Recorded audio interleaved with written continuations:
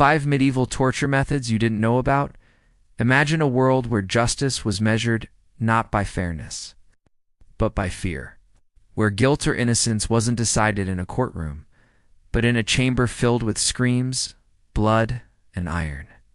This was the reality of the Middle Ages, a time when punishment wasn't just about control. It was about sending a message, carving terror deep into the minds of all who witnessed it. When we think of medieval torture, a few famous images come to mind: the dreaded rack, the Iron Maiden, the breaking wheel. But what if I told you that beyond these infamous devices lay even darker, more twisted methods designed not just to destroy the body, but to shatter the soul? In this video, we're pulling back the curtain on history. Blood-soaked Stage 2 reveal 5 medieval torture methods you probably never knew existed. Some were whispered about in hushed tones, others written off as myth.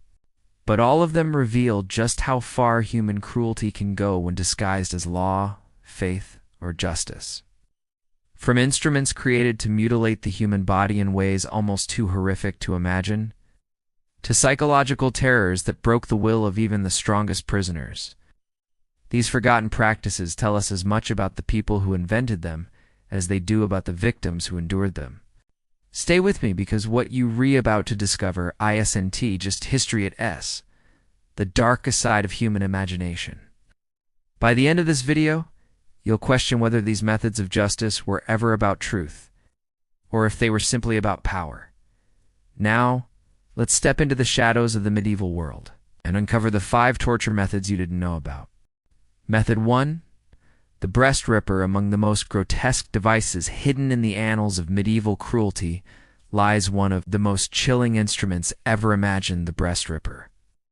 Unlike the rack or the wheel, which were designed to break the body on a grand public stage, the breast ripper was intimate, targeted, and undeniably symbolic. It was an instrument of pain reserved almost exclusively for women, and its very design reveals the brutal intersection of misogyny, punishment, and spectacle in the Middle Ages. The device itself was deceptively simple: an iron claw. It's often heated until glowing red, with sharp hooks curving outward like the talons of some demonic beast. The torturer would clamp the claw around a woman's breast and tear, R.I.P., or mutilate the flesh in front of horrified onlookers. In some versions, the hooks were attached to chains, allowing the executioner to rip with sudden force, leaving wounds that were not only excruciating but often fatal. But why such a specific punishment? The breast ripper was not just about pain, it was about shame. Women accused of adultery, heresy, witchcraft, or even speaking too boldly could be subjected to this monstrous tool. By targeting the breast, the symbol of motherhood, femininity, and life itself, the punishment sought to strip women not only of their flesh, but of their identity, their dignity, and their place in society. Historical records of its widespread use are scarce, leading some scholars to argue that the breast ripper may have been more legend than reality. Yet whether myth or fact, its enduring presence in torture lore tells us something profound: that the fear it evoked was as powerful as the wounds it inflicted. In the shadow of medieval courts and inquisitions, the breast ripper stood as a weapon of patriarchal terror, reminding women that their bodies were not their own but instruments to be controlled, punished, and desecrated in the name of law and order. Method 2. The Iron Maiden. Few torture devices capture the dark imagination quite like the Iron Maiden. Towering, coffin-shaped, lined with spikes on the inside, it has become one of the most iconic images of medieval cruelty. Step inside, and the heavy doors would swing shut, impaling the victim on countless iron points, leaving them to bleed slowly in suffocating darkness. At least that is how the legend goes. The Iron Maiden is often depicted as the ultimate symbol of medieval barbarity. Museums across Europe have displayed these spiked coffins, and horror films have etched the image into our minds. Yet here lies the unsettling truth: There is little to no evidence that the Iron Maiden was actually used during the Middle Ages. Historians now believe that many so-called Iron Maidens were assembled in the 18th and 19th centuries from older artifacts, intended more to shock tourists than to reflect authentic medieval practice. Still, even if the device was largely mythical, its power lies in what it represents. The idea of being trapped in a dark coffin, pierced by cold steel, left to die slowly, evokes a fear more psychological than physical. It reflects the way torture lore itself was used as a weapon, spreading terror through stories of unimaginable cruelty, whether or not the devices truly existed. In this way, the Iron Maiden embodies the blurred line between history and horror. Perhaps it was never wielded in a real dungeon, but in the imagination of the people and on it, remains one of the most terrifying symbols of medieval punishment. And if you thought the Iron Maiden blurred the line between myth and reality, our next method will prove just how strange and disturbing medieval justice could become. Method 3. Cruentation, the bleeding test. In the Middle Ages, justice was not always about facts, evidence, or reason. Sometimes it rested on superstition, and nowhere is that more chillingly clear than in the practice known as cruentation, or the bleeding test. Unlike iron claws or spiked coffins, this was not a machine of iron, but a ritual rooted in fear, belief, and the mysterious power of the human body. The procedure was deceptively simple. When someone was accused of murder, it would be brought before the corpse of the alleged victim. The body, sometimes days, even weeks old, would be laid bare in front of the court, and the accused ordered to touch it.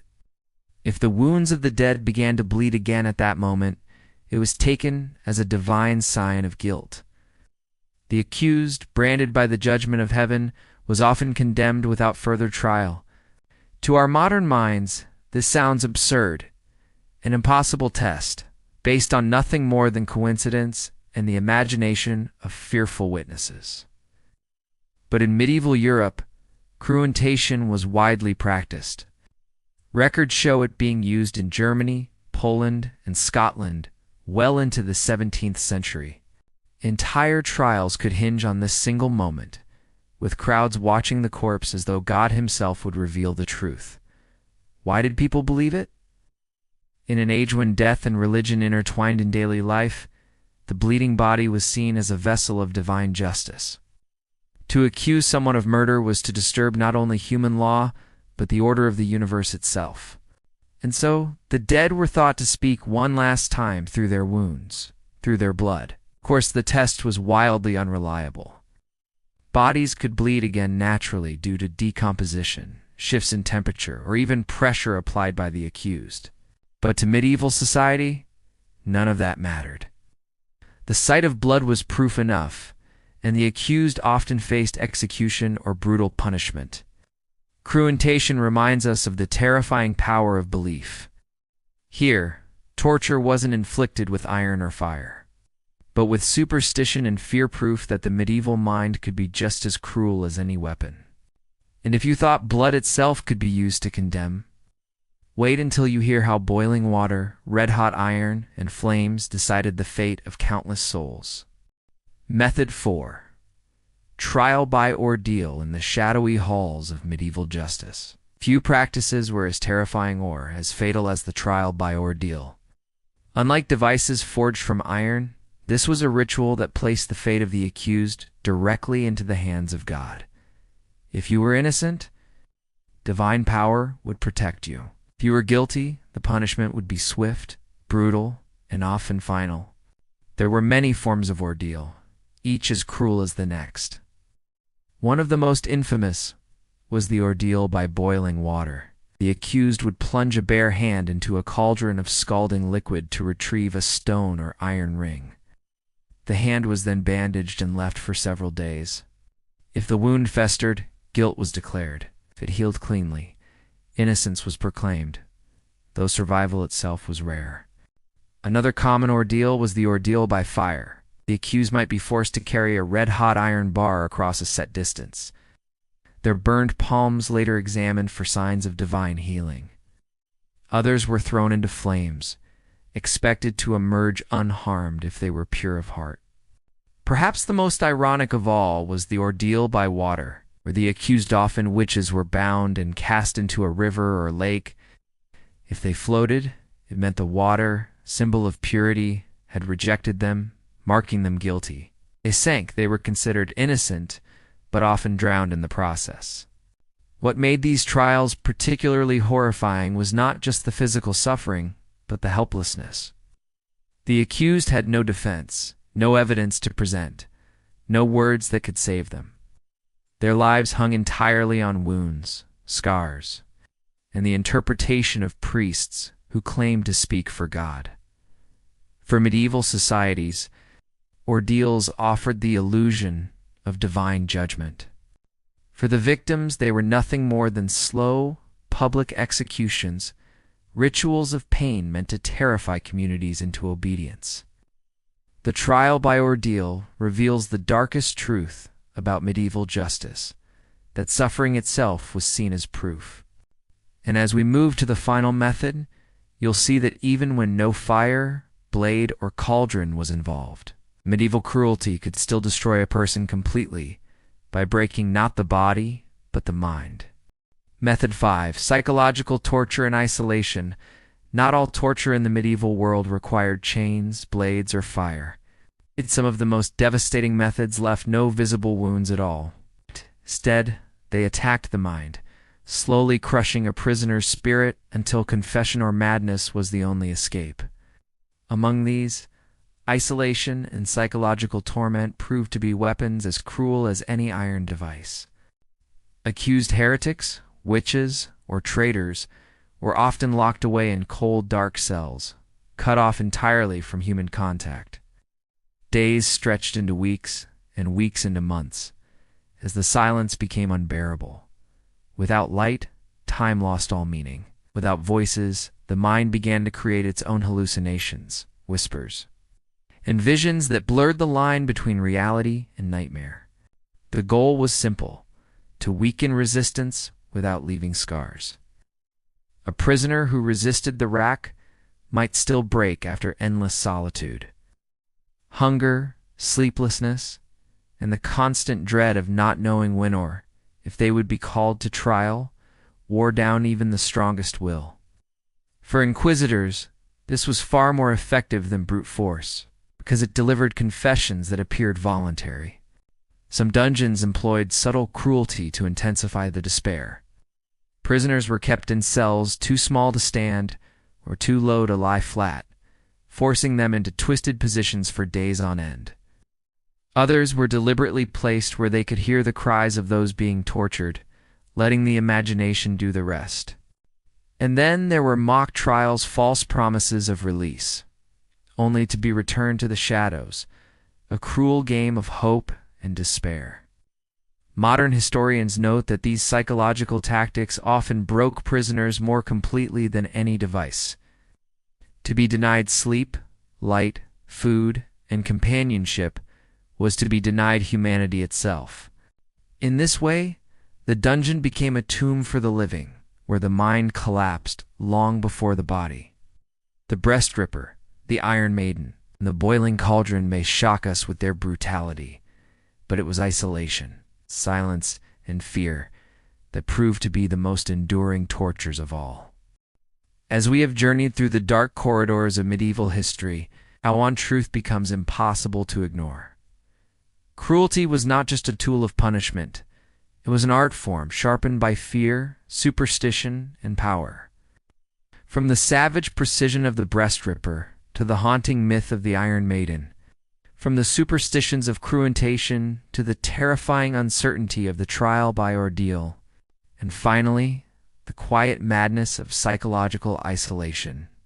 Each method reminds us how fragile justice can become when humanity is replaced with horror. What strikes us most is not only the pain these methods inflicted, but the purpose behind them. These were not random acts of brutality, they were deliberate displays of control. Each scar, each scream, each whispered confession was meant to remind society that defiance carried a price. Even in myths, Like the Iron Maiden, the fear itself became a form of torture. And while centuries have passed since these methods were used, the shadow they cast still lingers. They force us to ask uncomfortable questions. How far will people go in the name of justice, faith, or order? And perhaps, more disturbingly, are there echoes of these practices in the way fear is still used as a weapon today? Thank you for venturing with me into the darkest depths of the medieval world. If you found this journey as chilling and fascinating as I did, make sure to like this video, share it with fellow history lovers. Subscribe to Dark History Archive for more secrets of our blood-soaked past. Because here, we don't just remember history, we uncover its darkest truths.